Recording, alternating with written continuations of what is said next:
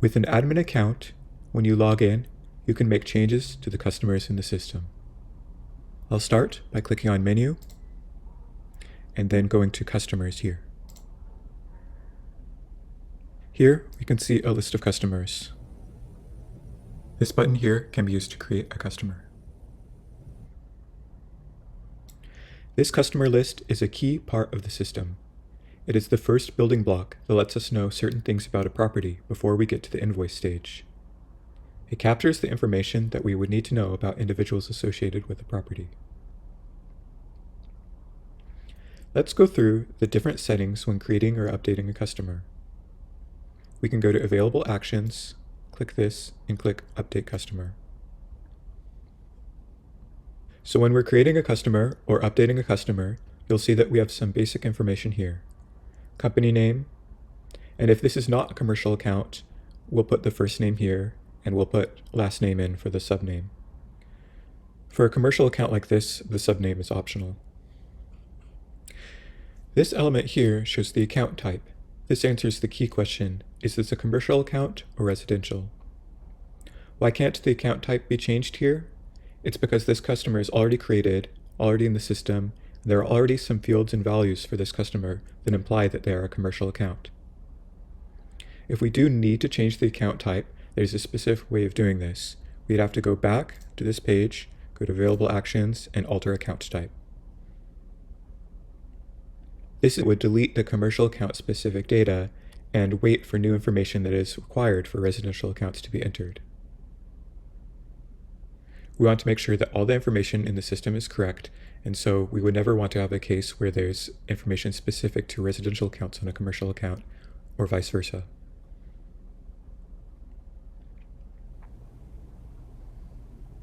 This Invoices Itemized setting has an impact on invoices. When this is turned on, the system will create a tax line item when invoices are created. For repeat customer, this has a feature where the system will automatically flip this to yes if there's been a previous job with this customer. This is important for things like repeat discounts or marketing to new customers. For this, auto send invoice once job is completed. This will move a job to billed automatically as long as the customer has a contact that allows us to send invoices. The only time that it will auto send the invoice is if the invoice delivery is set to email and also if there is a valid email that accepts invoices.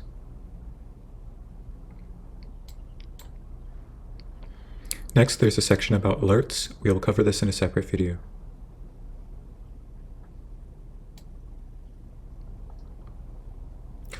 For this additional information section, this shows the custom fields for this customer. In this case, we can enter in a value for the field portal link. Now I can show how to edit the custom fields that show up here. Custom fields let you attach your own data to a customer, for example, as a way to attach your own notes. I'll go to Settings, and then go to Customizations. From here, I can click Customer Custom Fields. A new custom field can be added by clicking this button, and a custom field can be updated by clicking Available Actions and then clicking View/Update. In this case, we can edit the name, we can edit the data type, whether it's yes or no, also known as Boolean, custom choices, freely entered text, a number, or a date.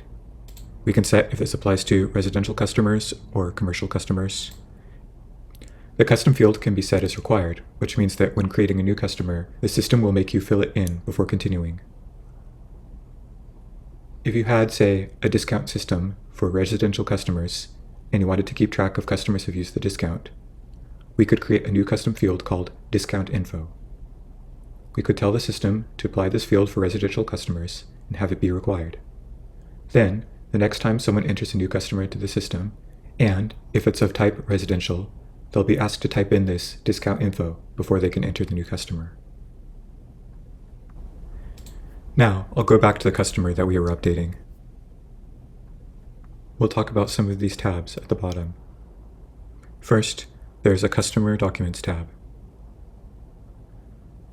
Here there are documents that have been uploaded for this customer. A new document can be added by clicking Add Another. Special instructions can be added for a customer. These are special care instructions that pertain just to this customer. It would be possible to add these manually to each job on the special instructions page for each of those jobs, but by adding them to the customer here, it saves a step. These instructions will show up for any role that has been configured to see them. It can be enabled for all technicians, just the primary technicians, or secondary technicians.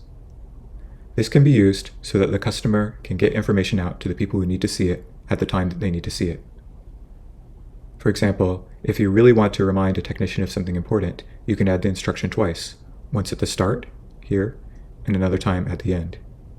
You can add as many of these as you want during whatever part of the workflow you want.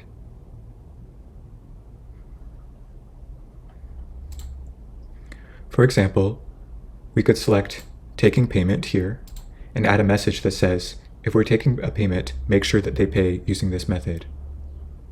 Or we could go to Quality Checking, and we could add a message to make sure that the charges are correct. For example, adding a message reminding of the hourly rate to use. Adding a message about the hourly rate here wouldn't change what the system does. These are just messages being sent. Now, I'll talk about this Credit and Rate tab. We can give a credit amount here. This is a way to give customers credit for accounting purposes. If a credit amount is added, the customer is then known as a house account. The credit information has two fields. The first field is how much they are allowed to have outstanding at any one time, and the second field is how frequently they need to pay. So in this example, if any invoice goes overdue by 31 days, or if they exceed $200,000 in outstanding invoices, there will be a warning at the top of the page in red that will say, "Customer is violating credit terms." If a customer is in this violating credit terms status, a pop-up warning will occur when trying to book a call with them if they are chosen as the financially responsible party. The customer rate information here is used for auto-generating invoices. On one of these auto-generated invoices, if the rate is entered, the technicians won't be able to add charges. If true hours is set to yes, we'll bill on the actual time passed. If true hours is set to no, we'll round up to the nearest hour. So, for example, if true hours is set to no, and there are two techs who work 1.5 hours each, this will charge for 4 hours of work, because each of the 1.5 hours gets rounded up to 2. This purchase order markup is a linear markup, where if it says the purchase order was $100 and we do a 15% markup, then the purchase order that gets added to the invoice will be $115. One last thing to mention, going back to special instructions, is that special instructions all get accumulated together. So if we have 3 customers associated with a property, and all 3 customers have different special instructions, all of those special instructions will apply when booking for that property or within a job for that property, depending on when the instructions were designated to show up. The special instructions for all 3 customers will be shown.